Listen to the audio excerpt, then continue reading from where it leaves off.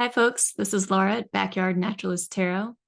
I shouldn't strictly call this a VR to Robin over at Toadstool Tarot, but if you haven't watched his well-considered videos on the topic of AI art, I've linked my favorite one below. I think the best thing I can add to this conversation is a behind-the-scenes look at how I myself use AI art, which I do quite frequently in ways that might not be what you expect.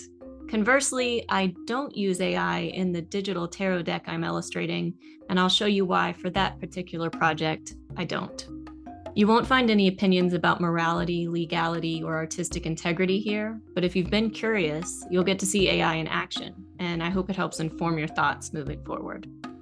I use AI art in two main ways. First, believe it or not, in my traditional painting.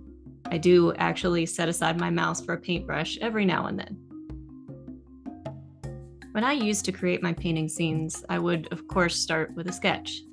As the internet picked up and I became better skilled at Photoshop, I would often roughly collage and manipulate images together to get a gist of my composition, assuming I didn't have the scene or objects in front of me.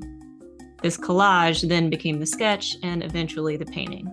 So in other words, I've been designing the composition of my traditional paintings through digital means for many years. And here's where AI comes in. It makes the process faster. I can type out the entire scene I want to an AI generator and usually get something I can work with. Don't get me wrong, 100 iterations of bluebird, peach tree branch, peaches, mountains in background, blue sky will not produce exactly what I have in mind for this painting.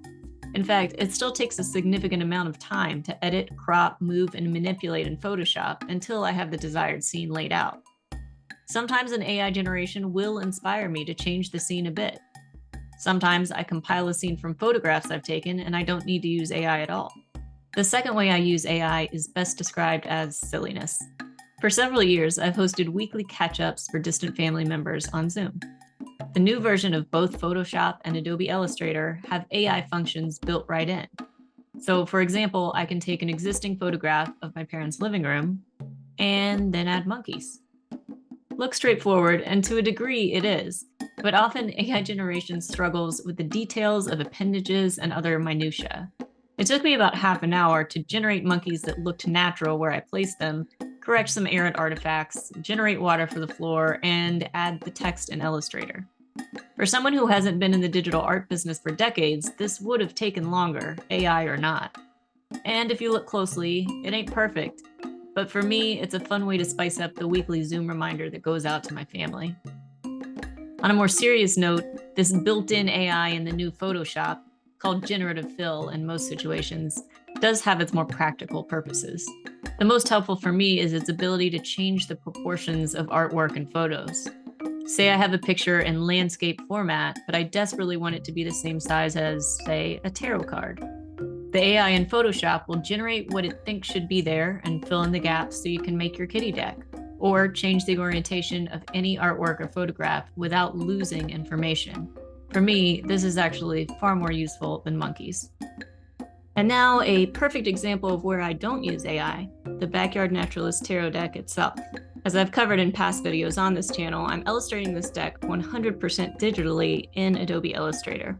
While my cards might start as sketches and sometimes even quick paintings, they're rendered finally significantly as vector art. Although Illustrator has very new AI capabilities, vector art is really intended for graphic design, not realistic scenes like I'm doing here. In other words, what I'm doing in Illustrator, most people would be doing in Photoshop. Asking a vector art AI to generate a specific insect species in front of a forest of baby's breath, for example, yields interesting, if completely inaccurate results. Vectors just aren't suited to the scenes I'm designing, and AI isn't sophisticated enough to portray scientific accuracy. So AI is really of no use to me in this deck. Most of my scenes are just too specific, which is somewhat ironic since they are digital to begin with. Problematically, Adobe Illustrator is also abbreviated AI, so to be clear, I'm not using AI, but I'm definitely using AI. We better move on. To sum up, AI helps me with references, scene design and composition, content-aware fills, reproportioning my artwork and photos, and even annoying my family with increasingly ridiculous Zoom reminders. But my point is, controversy aside, there's a lot of gray area in the world of AI art. It's very rarely just cranking out a picture and using it as is. For my purposes, supplemental use serves me the best. And if I ever finish my never-ending tarot deck, you all can rest assured it's not AI and instead dislike it for the traditional reason of hating spiders. Thanks for watching.